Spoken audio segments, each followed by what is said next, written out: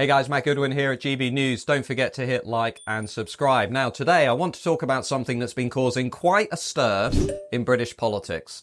It's a phenomenon that's left me saying, I've never seen anything like this before. So what am I talking about? Let's dive in. I'm referring to the way that Britain's media class, or more accurately the legacy media class, the established media class, is now covering Nigel Farage's growing revolt against the establishment. It's a seismic shift that's caught my attention, and it should catch your attention too. Just look at the past few days. One after another, heavyweight publications like The Times, The Daily Mail, The Telegraph and The Spectator have all lined up to point out that Nigel Farage and a more professional-looking Reform Party could be about to take over British politics. This is unprecedented, folks. It really matters. Journalists, columnists and editors who were once openly hostile towards Nigel Farage from the UK Independence Party days, from the Brexit Party days, are now realising that actually he could push through the kind of once-in-a-generation political realignment that we can see sweeping through America and might see here in Britain. It's a trend that I've been tracking in my newsletter for the last 2 years, and I want to tell you why I think it matters and what people are saying. Let's look at some specifics. In recent days, the Times leader column, a very important part of that newspaper, acknowledged that while it would be easy to dismiss Nigel Farage's prediction of delivering Britain's first great political realignment in a century as hubris, there are signs that reform is here to stay. Janice Turner, writing in The Times, suggested that maybe Britain has not swerved the populist wave that's sweeping across Europe after all. Former Conservative Party Minister David Frost has warned in The Telegraph that there's only room for one party of the right in Britain, and he's urged the Tories to get their act together or they will be replaced by reform. Even Andrew Neil, writing in the Daily Mail, has said it's time to take the prospects for Nigel Farage and reform seriously. And in The Spectator, Katie Balls has pointed to Labour's Nigel Farage nightmare, quoting a senior government figure in the Labour Party who said they think about Nigel Farage joining the government a lot. Now, as someone who's tracked Nigel Farage's earlier revolts with the UK Independence Party and the Brexit Party in detail, I can tell you this is a significant change in tone. The media class, which often moves as a pack, is clearly starting to give Farage and reform the kind of neutral or even positive coverage that would have been unthinkable in years gone by. Throughout the 2000s and the 2010s, Nigel Farage was either portrayed as a clown to be laughed at or as a serious threat to democracy.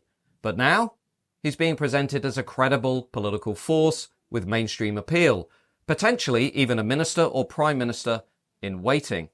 So what's driving the change? Well, I think there are a few things going on here. The media class might be realising that neither Keir Starmer's faltering Labour government nor Kemi Badenoch's underwhelming Tory party have the answers to what historian Neil Ferguson has recently called the rot in Britain, a sense of crisis that's now bombarding the country on all sides.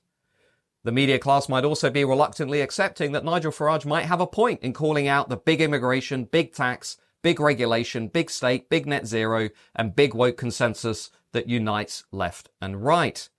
His brand has also softened since the late 2010s, thanks in part to a young team of 20-somethings who have made a conscious effort to downplay what some see as the darker side of Nigel Farage. Instead, he's become lighter, he's become funnier, he's done mainstream television shows like I'm a Celebrity, Get Me Out of Here, and now he's attracting major support from big-time donors like Nick Candy, among others, who have just joined the Reform Party.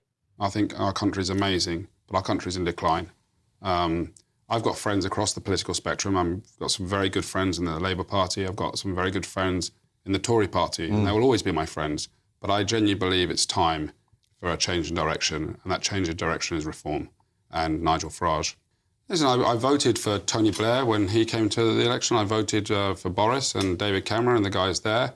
I didn't vote for Labour at this general election. I said Keir Starmer's a good guy with good values and that it was time for change. After some 13 years of some promises that were made that weren't delivered on, I felt it was time for change. However, the last 4 or 5 months under Labour has been a disaster for them as well. They know it, we know it, the country knows it. And I believe that reform and Nigel are the future. And I'm going to back them because we have one last chance at this. And I'm not a politician. I don't want to be a politician.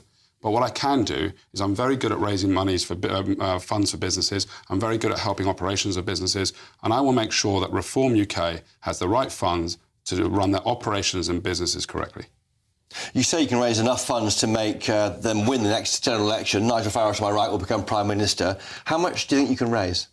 I think for past general elections, sort of 25 to 40 million pounds has been raised for previous parties, and I think I will do significantly better than that. More than 40 million? Yes. Wow. And already this morning, I've had millions of pounds worth of donations from people that have never donated to a political party in this country. In other words, there's an enormous amount of space for Nigel Farage in the current political landscape, from widespread concern about mass immigration to a severe cost of living crisis and record levels of public distrust in not just politics, but the entire political and economic system. But you know what? I think there's an even deeper shift going on here. As in America, albeit in less dramatic style, our status-conscious media class might be finally realizing that the public mood, the vibes, the cultural zeitgeist are all on the move, and they're taking politics along for the ride. The year 2024 might well be remembered as the year which ushered in a deeper and more profound shift in the surrounding culture, a moment in which the counterculture captured the zeitgeist. If politics lies downstream of culture, as the Breitbart doctrine suggests, then 2024 could be the moment when this zeitgeist took a sharp turn against the entire establishment grid. We're seeing a moment, in other words, where anti-establishment is suddenly in, while establishment is out. The new anti-establishment media ecosystem, including, by the way, GBNews, is coming of age, whereas legacy media looks old-fashioned and out of date. Openly rebellious counter-elites suddenly look fashionable, while traditional elites and the celebrity class, as we just saw in the US election, are no longer influencing ordinary people and look firmly out of touch. At the same time, the move fast and break things mantra in Silicon Valley has now fully permeated politics, with Elon Musk and Vivek Ramaswamy taking control of a new government efficiency task force in America. All of these things, I think, are reflective of this wider cultural shift. As somebody recently said to me, when young, attractive-looking girls are sitting in private members' clubs in New York City wearing bright red MAGA hats, you know the culture's changed. And I think you can see the same here in Britain. I recently watched Nigel Farage debate Alastair Campbell on Question Time, and I watched Nigel Farage comprehensively demolish many of the arguments that were put forward by Alastair Campbell. While Nigel Farage appeared entirely in tune with this new anti-establishment moment, with this new counterculture, Alastair Campbell went on and on about Brexit. He looked like a political relic from 2016 who wasn't moving with the times. And as I reflect on this wider cultural shift, I find myself asking the same question that's now being asked by much of the media class here in Britain. Has Nigel Farage ever had as much political space as he has today? The answer, in my view, is a resounding no. And that, my friends, is why I've never seen anything like this before. The political landscape is now shifting beneath our feet. We can all feel it, but so is the culture. It's a fascinating time to be watching British politics, and it's a fascinating time to be watching this anti-establishment revolt. This is Matt Goodwin. If you found this analysis interesting, don't forget to hit like and subscribe, hit that notification bell, and as always, I want to hear your comments below the video. Until next time.